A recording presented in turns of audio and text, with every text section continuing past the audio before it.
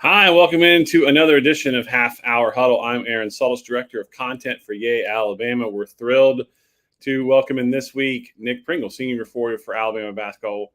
But before we do that, I want to give you our usual rundown. Make sure you're checking out the Yea Alabama merch store. There's great T-shirts and hats.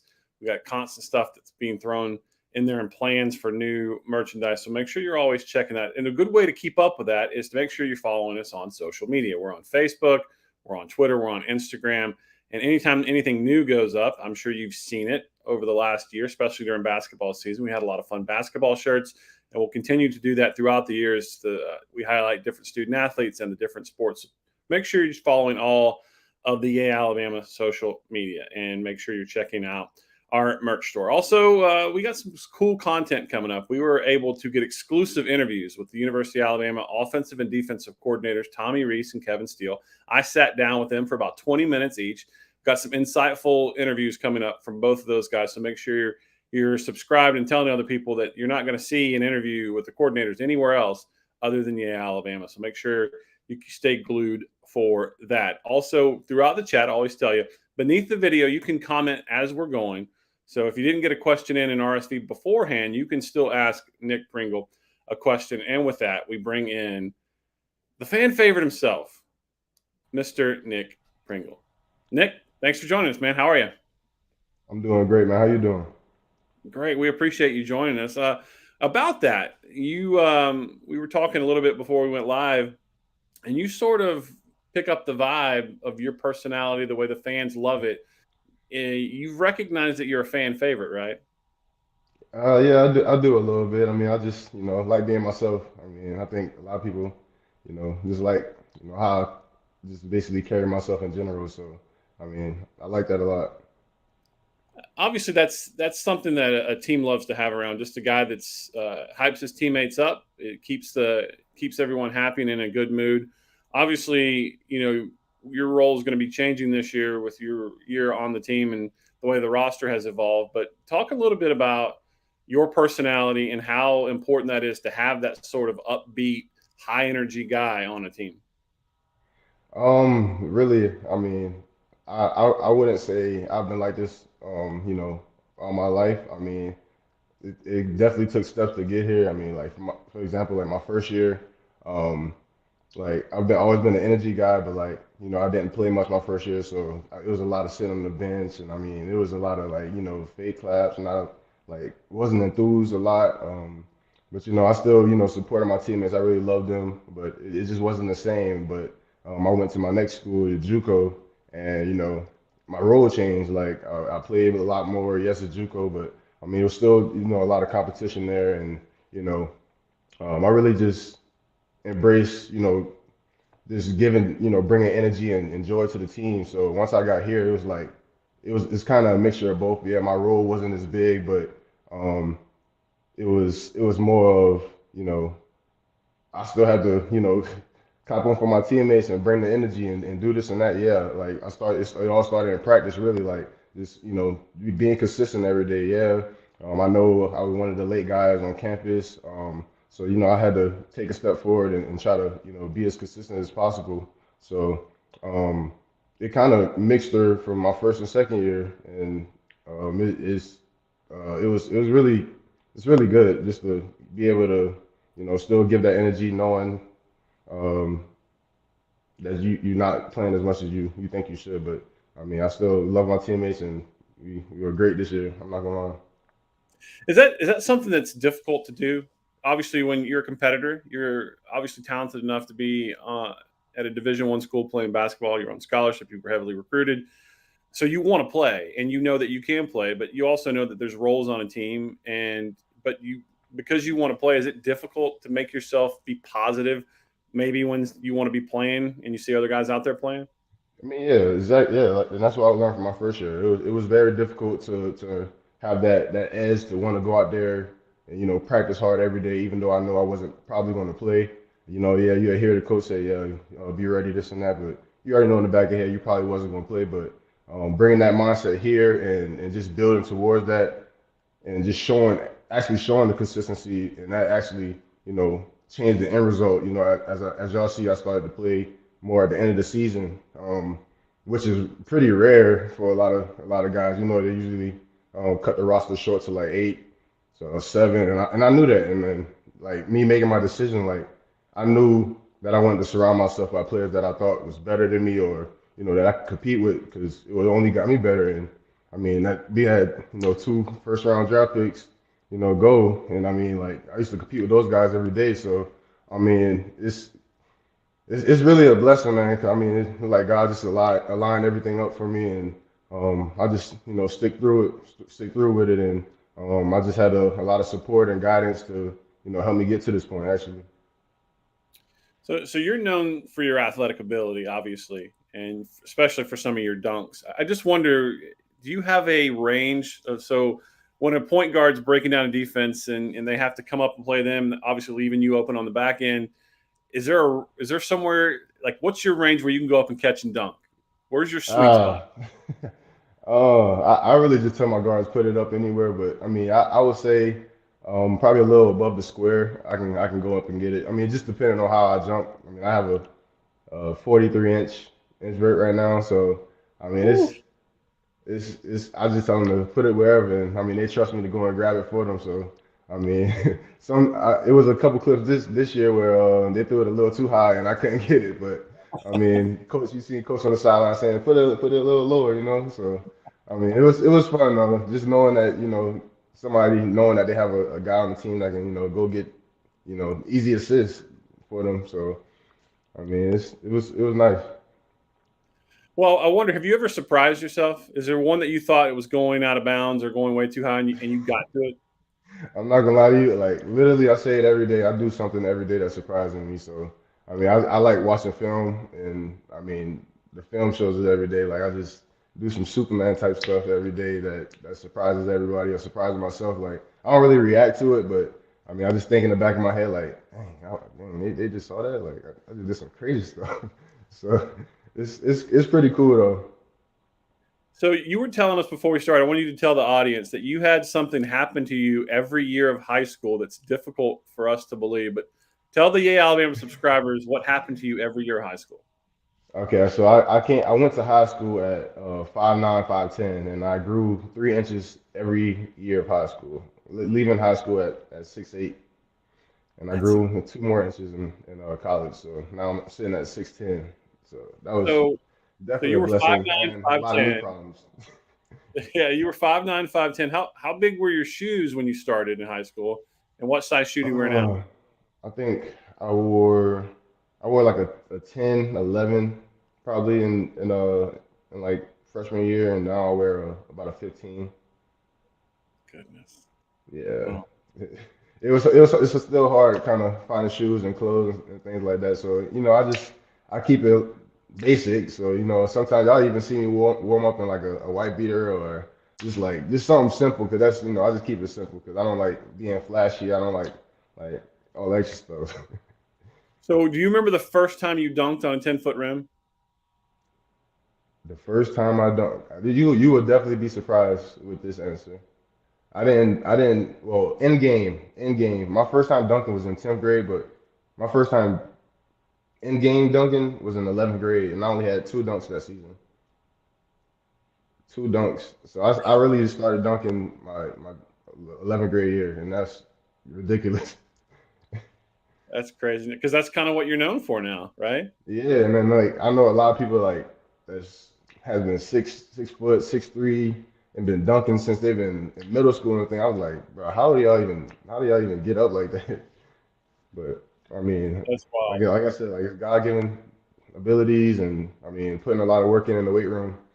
So Well, we're here on the half hour huddle with senior forward Nick Pringle, and we're going to get to the Yea Alabama subscriber questions now. First up, Laura wants to know how the summer workout's been going. summer workouts has actually been pretty good. I mean, it's been really competitive. There's a lot of new faces, a lot of different talents and gifts that guys are bringing. I mean, it's um, a lot to compare to from last year. It's a lot of new things that guys have to learn. Knowing that we don't only have three returners and a few walk-ons. Like we still have that culture, within the 5 or 6 of us that's returning. So we have to, instill that into the rest of the guys, and just continue to grow as a team, and just evolve to be the best we can this year. So that process, obviously, the more time that the team can be together on the court, the better, right? But it's beyond that. It goes into the locker room. You talked about that trip to Europe last year and how that was a really special bonding opportunity for that team. How long, in your estimation, does it take for a team to really start building chemistry together? I mean, I really say it just depends on, you know, the the baseline of where the coaching staff and the players set the standard basically in general, just like I mean how you go about everything, like holding each other accountable, like for example that trip, like all you need is time together. You gotta be vulnerable with each other, just like I said, but I think holding each other accountable is like the main thing, because I mean that just showed that sign of brotherhood, like looking after one another, and just showing that you can trust one another. And I think that was one of the most important pieces from last year's team. Like we were just so close, and I mean we went through a lot of trials and tribulations, but like it was you know we stuck together. Like we were still successful. We became the number one team in the country. We accomplished a lot of things that a lot of people didn't want us to do. Like so we had a lot our back against the walls. With the fans of Alabama and fans across the world. But we had to keep a tunnel vision to continue to do what we need to do to finish out the season. Now, you said something before we went live that I thought was really important about that trip to Europe, and I think all of us in this day and age can probably relate to it. In that, unless you bought the special data package, you were off of your phone. How much did that, I mean, really force you guys to entertain each other and to not be in your own little world, listening to music or being on social media? How much do you think that helped the bonding process? It really helped a lot. I mean, we had a lot of a lot of things within the trip to do. I mean, a lot of sightseeing, a lot of us just experiencing something new for the first time with somebody that you love, care about. Even if you don't know them, like just seeing something for the first time is just just amazing. It's just different. Just especially when me being where I'm from, like the little country of South Carolina, like that's a little tiny piece at the bottom of South Carolina. Like just being from there and going to Paris, going to Spain. Like I haven't been on the West Coast, like well Portland. We've been to Portland, but other than that, like I don't really go anywhere. So it's seeing the world is it's very fun. And I inspire people to go out, take trips, and just create memories. Memories are the best thing, and I recreated a lot of memories last year. Yes, you did. And you created a lot of special memories for the Alabama fans, too, with that special season. Let's grab another question here. Um, this one coming from Jimmy W. What skills are you working on over the summer? We talked about, obviously, you're known insanely athletic. You got the big vertical. You're a dunker. But obviously, basketball is a game of skill. Anything particular you're working on this offseason? Yeah, I'm working on my jump shot, free throws, just being more in control, like breaking down the game more, watching more film, just doing the little things. I have a lot of the raw skills. Like I said, I was 5'10" at one point in time, so I mean I have some of the guard raw skills, but it's I have it's things that I have to work on to sharpen them, to be complete, the complete player that I want to be. So. Like my passing ability, shooting, like all of that is things that I want to, fill my game, and I think, I can that definitely be a big part to our season this year. So we everyone that follows Alabama knows that Nate Oates' style of basketball, which leads me to my next question. Do you have the green light to take any three that you want? I'm not gonna say I have the green light yet, but I will be, that's what the summer's for, just to work on things that you want to perfect, and I feel like Coach Oates, he's all about perfection, all about the numbers, so just getting in the gym, getting a lot of reps, you know, just getting work in general. I mean, just trying to change my like work ethic and mindset, and just because I got 2 years left of college, but you never know what one year can do for you. So I mean, I'm just excited to see what the summer brings for me, and for the season. So you're putting in the work and you're working on your skills. How many shots do you have a goal? Like how many shots you want to get up a day, a week? What does that look like? For the inside, yeah, I get a lot of touches up. I get like 200 touches up, and then I would get like 100 free throws, depending on the day and how hard we practice and things like that. I'll get up a lot of shots. So I'm starting to implement more, more threes. I'm starting more inside just to get my form and the reps and things like that. So doing a lot of form shooting and you know just things to fix my form and just trying to perfect anything in my game to be complete as a player. Because I mean, I really think I can be drafted in the first round next year. It's a good goal. Just a reminder, if anyone watching, if you didn't get your questions in ahead of time, click on that comment button beneath the video to get your question in for Nick. Let's take another one here from Richard. How are the new players, the freshmen, and the transfers looking so far? I think we're really looking pretty good. Like I said before, I mean everybody bringing something different to the table. We're young, but we're talented. We're raw, So we've been in the gym a lot. We've been like even without us having practices, you see the young guys coming in and getting a lot of shots up. So I mean they already like gym rats. I mean it's crazy how like I mean you would definitely see the transition. I mean like once guys put on weight and once guys start implementing the play style, like I feel like all of that is gonna fall in line. I mean we're looking really good. I mean it's just surprising to see some of the guys just come out and perform in scrimmages and practice that we do have already. So it's good to see. Yeah, not only is it a new look roster this year, but it's new look over there when you look at the bench with Brian's gone and Charlie's gone. How have what impressions have the new coaches made so far?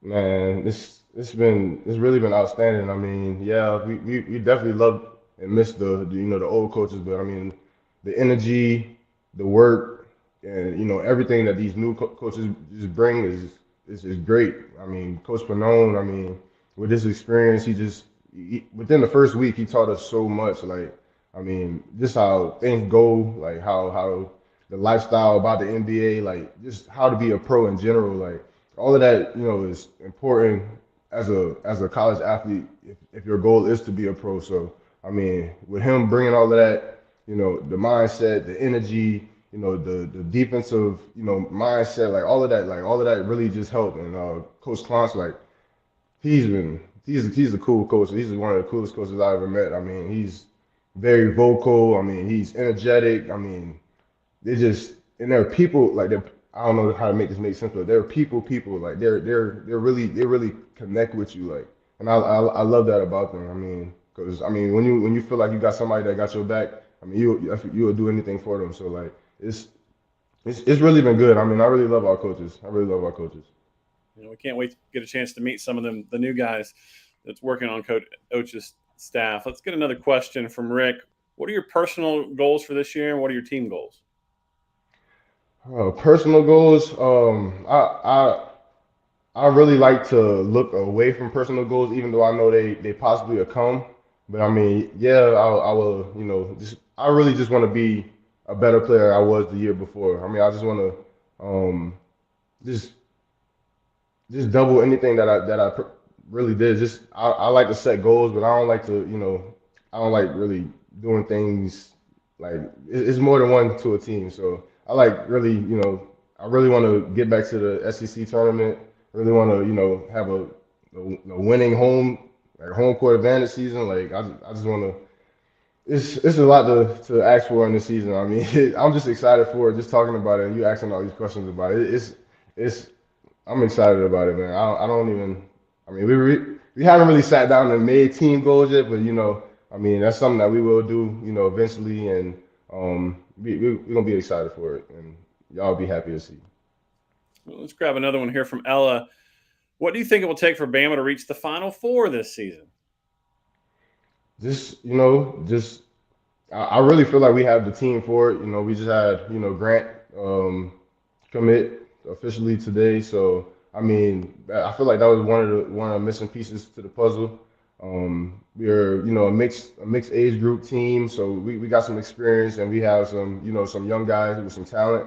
So I mean throughout the season, we just hoping for a good non-conference schedule to get us prepared for that conference schedule. Just get us in a good seat and just to try to win out and I think we'll be really prepared just by the people that we have involved with our with our team, the coaches, the support staff, the GAs, all of those. Just everybody. It's a collective effort for all of us to get there. I mean, we were 2 steps away last year. I mean, it's hard to think about, but just sitting in those chairs and just seeing the motions. I mean, that just you know give you that drive to want to go back to work, put your head down, and go get it again. So I think we'll be ready for that. We got a lot of talented guys, and just we try to build that leadership and that culture around again. So you're from South Carolina, and it wasn't very long ago that if I ask you what your thoughts on Alabama, you'd probably give me a football answer. But lately, Alabama's putting guys in the NBA in the first round. You're starting to see more guys pop up on other teams from Alabama. How do you think the recent success and even how you view it has the perception of Alabama basketball has changed recently?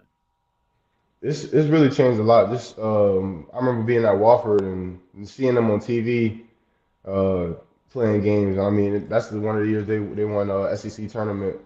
Um, since then, like they've really been on a step stool, just going upward, and it's been good to see. I mean, honestly, not knowing that I end up here, I mean, I would think I would still be mid major. I mean, I never wanted to leave the spot I was in, but I mean, I had my couple slip ups there, but took accountability for the actions, and just built from that. Um uh but yeah, I mean. What what's Nate Oates' secret to recruiting? You've been recruited by him and his assistants. What makes him so effective? I mean, I think it's really just his personality. I mean, he kind of, he's just Nate Oates. I mean, he's just a cool guy. I mean, he he's good to talk to. I mean, he's a good dude. So we've asked a couple people this before on other sports. So we're going to ask you, who on the team does the best Coach Oates impression, and what's the key to a good Coach Oates impression? Because I know when they're not around, you guys are probably doing it to each other about his mannerisms or certain words or phrases that he says. I mean, I probably would say either me or Rylan, but I can't reiterate anything right now. It's kind of he gets hot. He gets hot. But, I mean, we love him, man. He brings a lot of energy to us. I mean, we love Yeah, I don't want to be the reason that you're having to get up early him. and run. So we'll keep Nah. that for offline.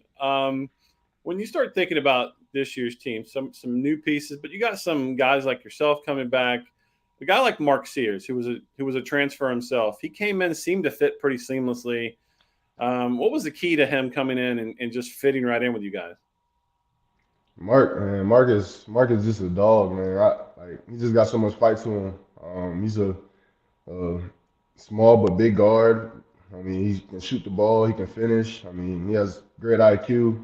I mean, I think it's really just the mindset. And right now, as we're really just building with each other, just trying to become better leaders. For the guys that we have coming in. So we took a lot of steps forward this summer. I mean, with him entering, testing the waters and things like that. I mean, he saw a lot. He brought a lot of feedback that, and he know what he has to do. So we all just holding each other accountable to get to our end goal. All right, so I know the student athletes at Alabama they always work on their celebrations, and you've had a few. What's Can you give us a sneak peek on what might be coming this year? I think I just got the shimmy. I think I'm gonna keep implementing the shimmy. I think I like the shimmy after the and ones or the finesse layup. So I'm gonna keep yeah. I gotta keep doing it. I'm not gonna lie. All right, so you got the last name Pringle. Obviously, there's the natural fit with Pringles. So Stephanie wants to know. I'm sure you never get this, but do you like Pringles? And if so, what's your favorite flavor? No way. It's no way she said, I'm sure I'll never get this. I get this every day. But yes, I do like Pringles. My go-to flavor would definitely be barbecue, but I do like sour cream and onion or cheddar. So yeah, I do like Pringles, and I mean I'm just waiting on waiting on the opportunity, but the mustache is not up to You par gonna right grow the now. So mustache back out, or I'm what you gotta trying to. do? My barber accidentally cut it. Like I had my eyes closed, getting the tape up, and I was like, oh man, I'm definitely not getting this now. I love it. All right. So we got a comment that came in from Kevin Menton. Wants to know who's your favorite musical artist and any recent albums you're feeling right now. uh, I really like Raw Wave, honestly. I like other rappers other than him, but I think Raw Wave is one of the chill guys. He is a calm mood. It's not all all the loud. All the it's just some calm music, some real inspirational things that he says in his music, and I mean I just kind of listen to that. Sometimes to start my day, sometimes to end my day, just to calm down. Like it's nice to hear his music.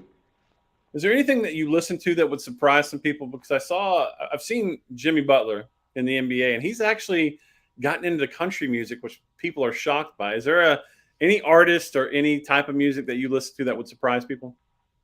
Uh, Like, you got any Spice I mean, Girls? I mean, I man, really listen to a lot of music. I have like I may not know it word for word, but I have songs, in my phone that I like never even heard before. But I was like, oh, I can rock to this. So I mean, I can't really name none off the top of my head, but it's a good bit for sure. I'm not gonna lie to yeah. you.